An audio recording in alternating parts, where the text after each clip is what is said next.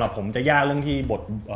เรื่องนี้ก็บู๊เยอะพอสมควรครับแล้วผมเองก็ยังประสบการณ์ในเรื่องบู๊เนี่ยยังถือว่าน้อยมากพอสมควรท่าทางการใช้นู่นนี่นั่นต่างๆเนี่ยมันก็แล้วไหนจะบู๊แบบแวมไพร์บู๊แบบมนุษย์อีกอะไรเงี้ยเราต้องมาดีไซน์กันอะไรหลายๆอย่างการสู้ก็จะไม่ได้เตะต่อยเหมือนคนปกติจะเป็นการใช้มือตบมากกว่าแบบเวลาเราทำเวิร์กกับพี่ที่แบบมาสอนแบบเป็นสตันอะไรเงี้ยเขามาสอนเราก็จะเวิร์กกันแบบเราจะไม่ต่อยอย่างนี้นะเราจะใช้แบบเล็บตบอะไรอย่างนี้แทน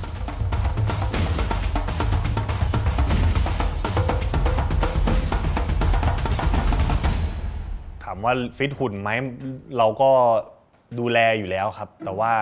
ก็จะมีผมก็จะพยายามบอกเขาว่าเนี่ยถ้ามีถอดเสื้อ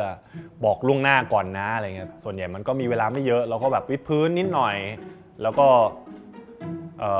มีถุงทรายใช่ไหมทำปุ๊บที่เพราะว่าที่ผมว่าที่ต้องควรจะปั๊มคือมีหน้าอกกับหัวไหล่แค่นั้นเองฉะนั้นผมอยู่ที่หนึ่งดีกว่าแล้วผมเหลือบตาไปมองผมกล้าพูดว่าดีสุดๆของ GMM แล้วหุ่นพี่จอร์จอยากให้ทุกคนรอดูจริงๆซีนหนึ่งเขาจะมีซีนที่เขาได้ถอดเสื้อแน่นอนครับอยากให้ไปชม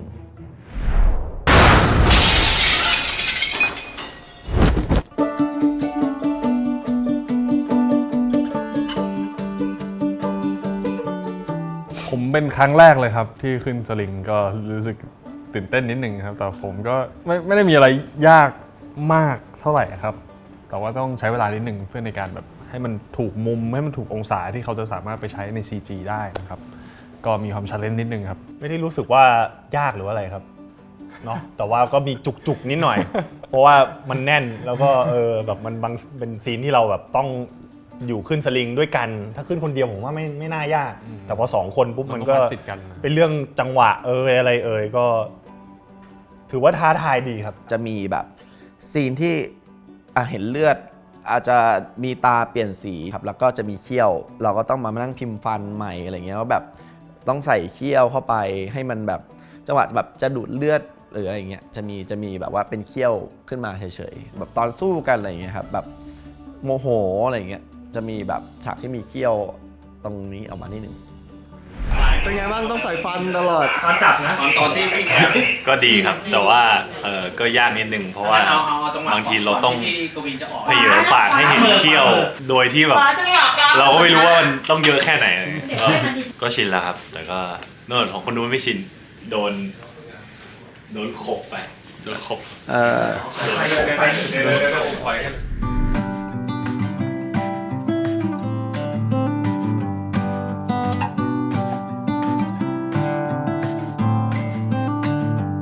เห็นในเทรลเลอร์ใช่ไหมครับขับเจ็ตสกี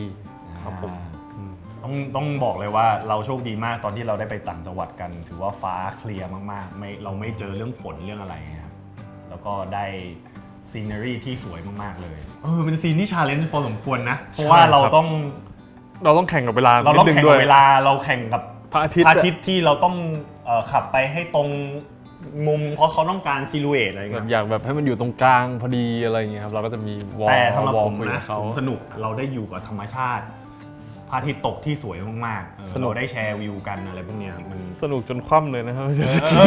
จังหวะที่แบบต้องมีโกโปรติดแล้วเราก็ขับเราก็เหมือนเราเลี้ยวเบาผมเลี้ยวเบามากผมเป็นคนขับขี่อะไรแบบปลอดภัยมากๆเขาให้เราตั้งลำนะแต่คลื่นมันแรงแล้วเราก็ล้มแล้วเราพอล้มปุ๊บผมก็ดึงอันนี้ออกไปเลยแล้วคนนี้ก็ดึงมือผมไว้ดึงผมไว้แล้วดึงลงครึ่งตัวแล้วขึ้นมาเลยอ่ะคือที่ดึงเนี่ยเพราะข้างหลังเขามีอุปกรณ์อยู่ทุกคนปลอดภัยวัดอุปกรณ์ทุกอย่างไม่มีอะไรเสียหายคือเขาลงน้ำได้แต่อุปกรณ์ลงไปไม่ได้ครับต้องขึ้นเล่นแต่ผมเชื่อว่า EP นั้นมันสวยแน่ๆ